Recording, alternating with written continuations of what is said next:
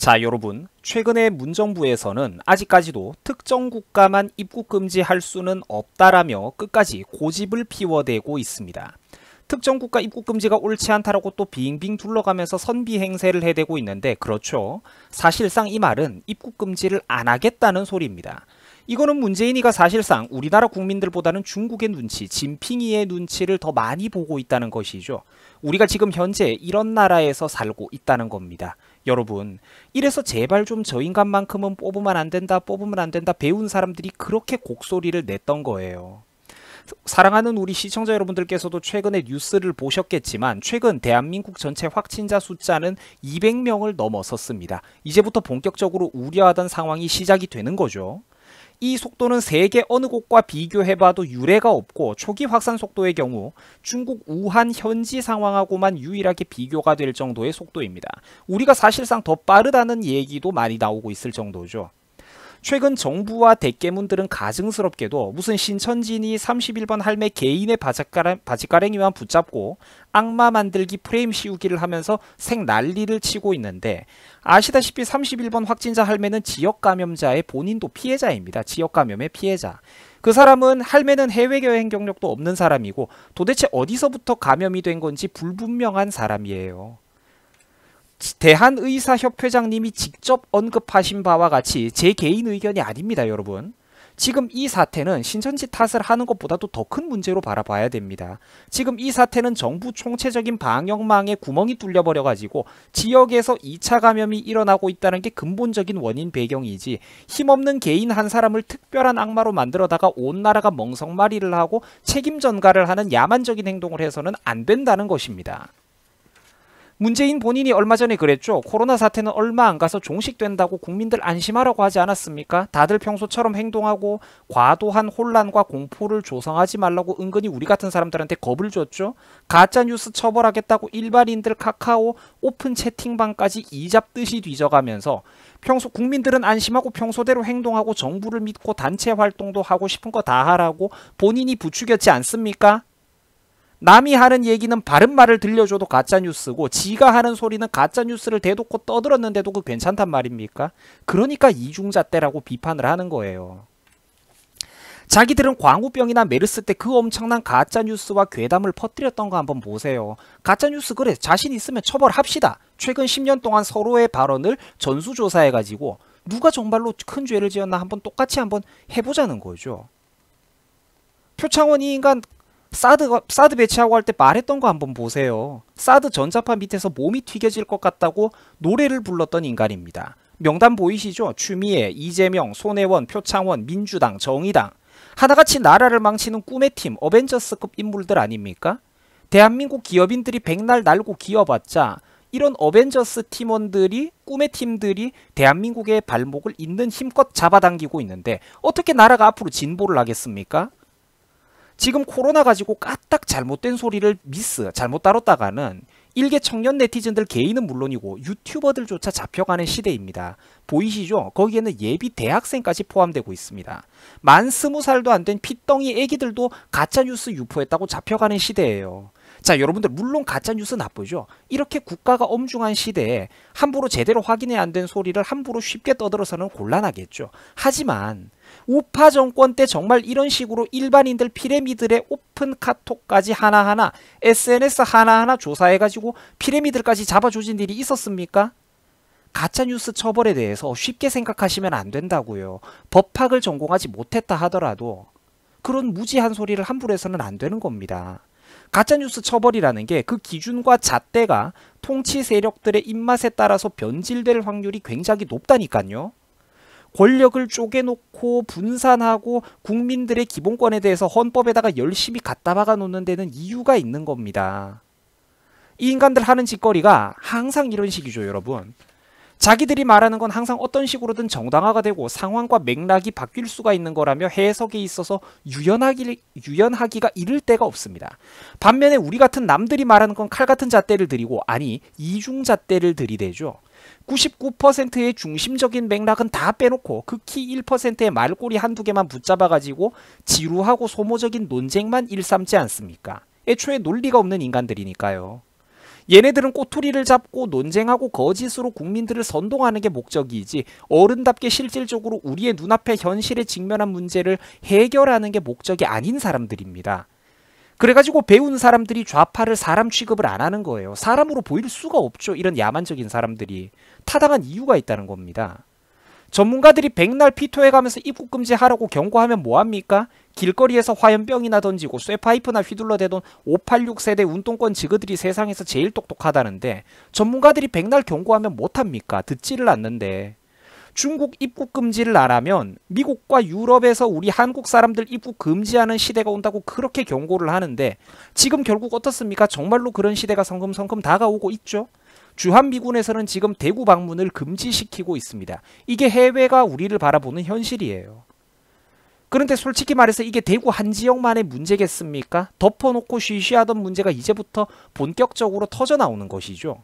대구보다 인구도 훨씬 더 많고 인구 밀도도 훨씬 더 높은 수도권 지역을 한번 생각해 보십시오. 중국 유학생 훨씬 더 많죠. 외국인 입국자 압도적으로 많죠. 수도권 지역이 과연 여기보다 실제로도 덜할 것 같습니까?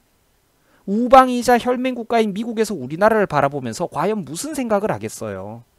머지않아 종식된다고 본인이 가짜뉴스를 퍼뜨리고 다니더니 이게 뭐하는 짓입니까? 문재인이가 입국 금지를 통해 가지고 적극적인 국민 보호 조치를 취하지 않았기 때문에 지금 사건이 이렇게 커진 겁니다.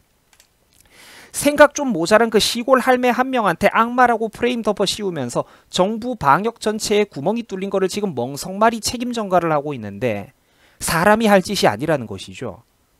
그리고 명색이 젊은 국민들의 근 80%가 대학 나온다는 나라에서 이런 본질은 바라보지 못하고 이런 하찮은 프레임에 또 춤을 추고 선동당하고 있는데 이 국민의식 수준은 도대체 어떻게 한단 말입니까? 어떻게 하면 좋습니까 이거를?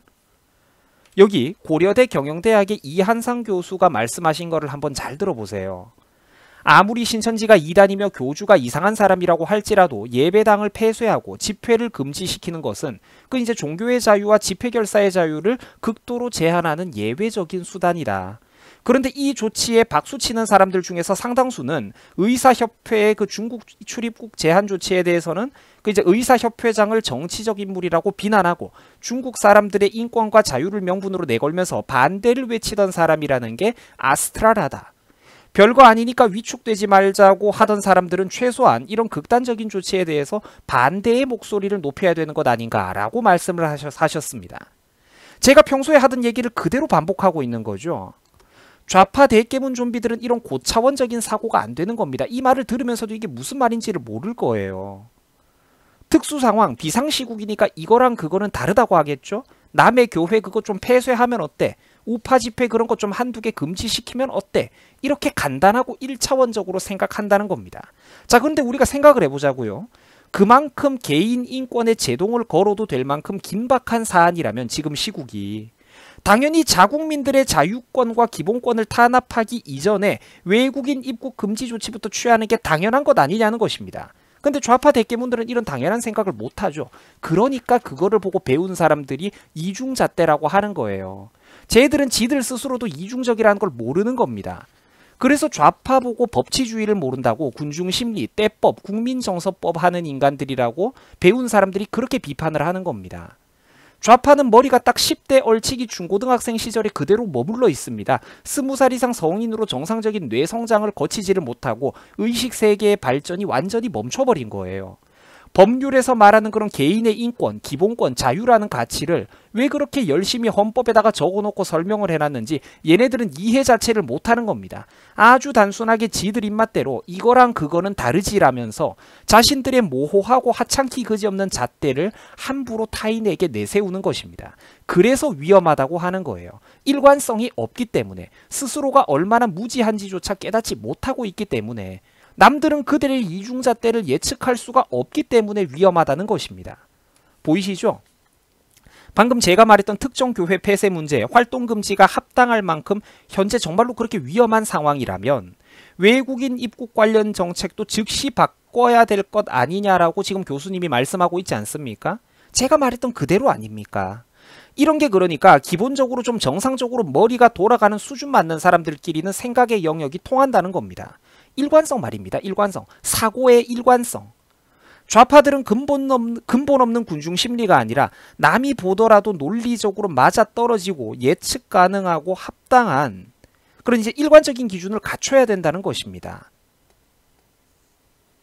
근본 없는 군중 심리가 아니라 남들이 보더라도 논리적으로 맞아떨어지고 예측 가능한 합당하고 일관적인 기준이 어른들의 사회에는 필요하다는 것이죠. 교수님 말씀을 제가 아래쪽에다가 초록색 네모 박스 쳐놓은 거 한번 보세요. 그럴 리는 없겠지만 만약 내일 문재인 대통령이 강도 높은 국경 폐쇄 조치를 발표하면 그들은 언제 그랬냐는 듯이 하루아침에 환호하면서 물개박수를 치고 좋아요 따봉을 누를 것이다 라고 말씀을 합니다. 이거야말로 역병보다 더 무서운 현실 아닙니까? 어떤 사건에 대해서 자기 생각이 없고 최고 존엄 지도자 동지의 입만 바라보고 있다는 거죠. 이게 슬프다는 거예요. 이렇듯이 좌파와 우파라는 인간은 의식의 수준 차이 자체가 너무나도 심각하게 나뉘어진다는 겁니다. 보통 법률을 공부하지 않은 사람들은 이런 식으로 개인의 어떤 그런 기본권 제한 문제에 대해서 심도 깊은 생각을 못하는 경우가 많습니다. 특히나 스스로 깨어있다고 착각하는 패션 좌파 깨시민들은 본인들이 얼마나 무지몽매하고 야만적이고 일관적인 기준이 없는지 스스로 상상조차 못해요.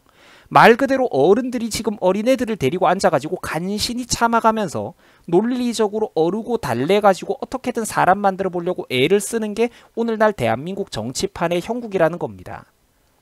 코로나 문제는 무능한 좌파 정부의 민낯을 보여주는 극히 일부에 불과합니다.